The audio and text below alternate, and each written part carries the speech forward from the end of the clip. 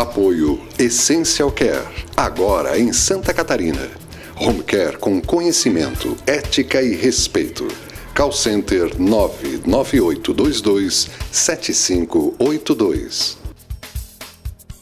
Catarinando, nosso encontro semanal aqui na TV Floripa, com temas da atualidade. Hoje, reforma trabalhista. Já discutimos isso da perspectiva de um advogado aqui num programa, o Dr. Prudente Melo, e agora nós trouxemos um desembargador do trabalho, Dr. Amarildo. Agradecemos sua presença aqui, Dr. Amarildo, para nos falar um pouco da reforma trabalhista. E mais do que isso, Dr. Amarildo, junto com outros 32 juízes, lançaram um livro, e olha que tem coisa aqui, hein, Dr. Amarildo? Tem bastante coisa aqui sobre a reforma trabalhista. Então, mais uma vez, obrigado por atender nosso convite, né?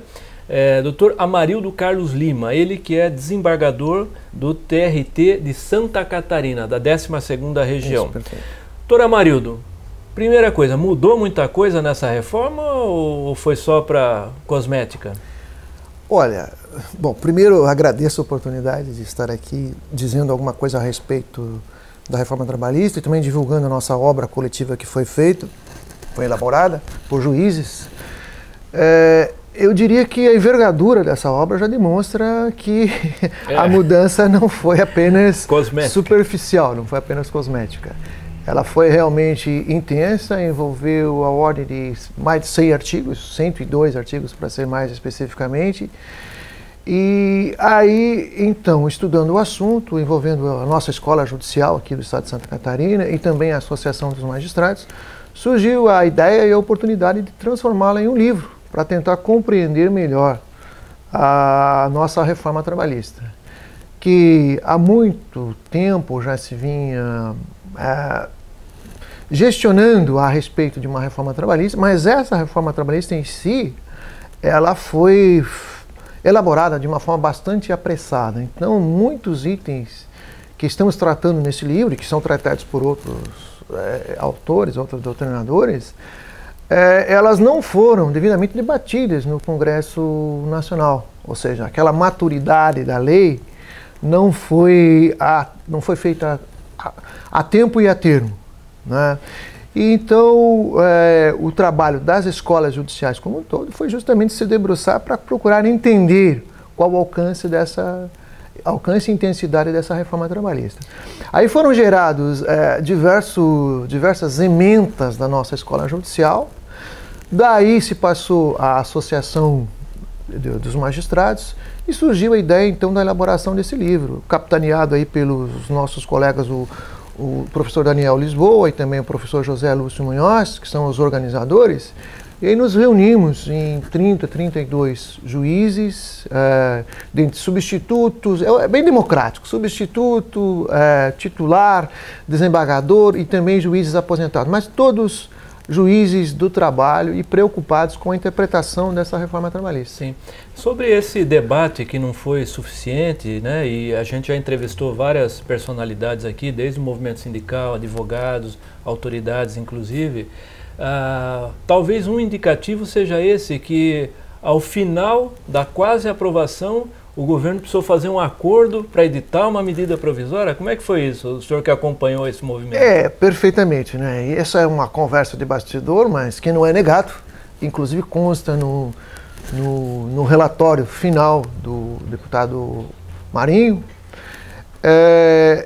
dizendo justamente isso, que alguns pontos que ficaram não resolvidos propriamente dito e que interfeririam em trabalho insalubre, trabalho da mulher, alguns pontos assim mais cáusticos, eu diria, seriam resolvidos via medida provisória, o que dá a conta de que a matéria realmente não foi debatida a contento durante o seu momento próprio.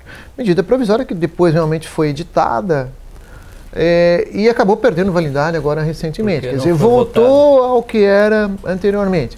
Isso registra-se como um fato histórico, né? Registra como um fato histórico, não vai aqui uma crítica propriamente dita, mas registra-se como um fato histórico e para dizer, olha, a questão me parece que foi um pouco apressada. E é justamente isso que hoje nós temos várias obras e nós, aqui em Santa Catarina, juízes preocupados com essa questão, tomamos a iniciativa de tentar elaborar esse livro para colaborar na interpretação dessas normas, que hoje, inclusive, se encontram a nível do Supremo Tribunal Federal, questionando sua constitucionalidade, OIT também, né, Organização Internacional do Trabalho.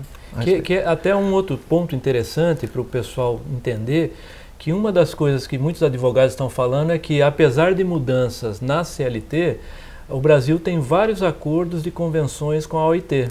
E uma convenção da OIT, uma vez aprovada pelo Congresso, é lei. Perfeito, ela é lei e está, inclusive, é supralegal, né? Está acima da lei ordinária. Então, nós temos que fazer justamente buscar a conformidade dessas convenções internacionais ratificadas pelo Brasil, como Estado membro da OIT, e a nossa lei ordinária, para ver se há um confrontamento ou não. Havendo esse confrontamento, nós temos que optar, salvo o melhor juízo, pela lei de maior hierarquia, que seriam então essas normas internacionais que são inseridas no nosso sistema legislativo como uma norma a nível de emenda constitucional, segundo a própria Constituição, desde que preenchida algumas regras. Então, são todas questões delicadas que têm que ser apreciadas caso a caso, né, para verificar se realmente a norma internacional também tem a intensidade que se propaga, né? Porque às vezes a norma internacional, de regra, ela é geral, né? Ela é geral e a norma do país membro, do Estado membro, ela se adapta a essa norma. O que pode ter ocorrido é que essa nossa norma interna, uma vez modificada, ela deixou de estar em consonância com a norma supra-lei ordinária. Mas que está vigorando. Que está vigorando. Então nós temos aí alguns problemas que estão sendo enfrentados no dia a dia, são tratados, não propriamente por mim nesse trabalho, que eu tratei de outros temas, mas são enfrentados aqui nesse trabalho por colegas juízes do trabalho que teremos que enfrentar mais cedo ou mais tarde. Eu diria que hoje os colegas de primeiro grau estão enfrentando essa questão num primeiro momento. Nós enfrentaremos, como já estamos também começando a enfrentar no segundo grau, nos tribunais regionais do trabalho. Chegará com certeza ao Tribunal Superior do Trabalho e poderá chegar com certeza ao Supremo Tribunal Federal, que tem a última palavra na questão constitucional das normas de um modo geral. Então é um caminho, mas é um caminho necessário, um caminho de maturidade, justamente para que a jurisprudência se aperfeiçoe. Né? Porque a jurisprudência não pode começar de cima para baixo, com todo o respeito, porque às vezes nós vemos algumas críticas, né? Que a jurisprudência é imposta, que vem de cima para baixo. A jurisprudência autêntica, né? Eu diria, a jurisprudência autêntica é aquela que começa no primeiro grau, vai para o segundo e para os tribunais superiores.